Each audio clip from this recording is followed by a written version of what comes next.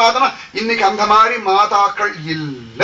நான் சொல்ற உண்மை கசக்கும் பயங்கரமா இருக்கும். அப்படி பட்டவர்த்தமா சொல்றேன்னு சத்தியம் யதார்த்தம். இந்த உண்மையை நம்ம ஏத்துக்க மாட்டேங்கிறோம், ஜீரணிக்க முடியறது இல்லை.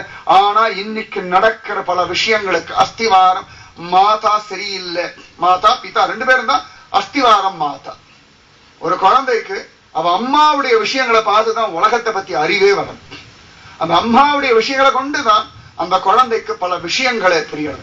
அம்மான்ற ஒரு அஸ்திவாரத்தை கொண்டுதான் அந்த குழந்தை உலகத்தையே பார்க்கறது. பல பேருக்கு இது புரிய மாட்டேங்கிறது. அம்மான்ற ஒரு கண்ணை கொண்டுதான் உலகத்தையே பார்க்க பழக ஆரம்பிக்கிறது. அம்மான்ற ஒரு வாயை கொண்டுதான் உலகத்தோட பேச பழக ஆரம்பிக்கிறது. அம்மாவுடைய செய்கை அஸ்திவாரமா கொண்டுதான் தன் வாழ்க்கையின் செய்கைகளை அது நிர்ணயம் பண்றது. நிஜமாவே இது சத்தியம், இது மறுக்க முடியாத உண்மை. ஆனா ஏற்றுக்கொள்றது கஷ்டமான ஒரு சத்தியம், ஜீரணம் பண்ண முடியாது. ஆனா இதுதான் யதார்த்தம். நிஜமாவே மாத்ரு தேவோ பவ. மாதாக்கள் விசேஷம்தான். 10 மாசம் கர்ப்பத்துல சுமந்தா மட்டும் மாதாவாயிட முடியுமா? நாய் கூட தான் சுமக்கிறது, கொசு கூட தான் சுமக்கிறது, குதிரை கூட தான் சுமக்கிறது, யானை கூட தான் சுமக்கிறது, மீன் கூட சுமக்கிறது, தேள் கூட சுமக்கிறது.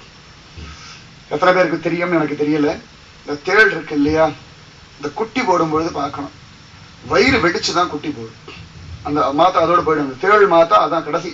ஒரு பிரசவம் ஆயிடுச்சுன்னா அந்த பெண் தேள் இறந்து போயிடும். அது இறந்தாதான் குட்டி பிறக்கும். அப்படிலாம் ஒரு தியாகம் எல்லாம் காண கிடைக்கிறது கிடையாது. ஒரு தேள் அது வயிறு வெடிச்சு அதுல இருந்து குட்டிகள் வந்தாதான் அந்த குட்டிகள் அந்த வம்சம் பழைக்கும். அந்த வம்சம் தழைக்கிறதுக்காக அது தன் உசிரை தன் உடலை விட்டுடும். மாத்ரு தேவோ பவ. நிஜமாவே மாத்ரு தேவோ பவ. ஆனா அந்த மாத்ரு எப்படி இருக்கணும்? நம்ம புராண இதிகாசங்கள்லையும் உபனிஷதங்கள்லையும் பக்த வைபவங்கள்லையும் அற்புதமான மாதாக்கள் பல கோடி பேர் காண கிடைக்க.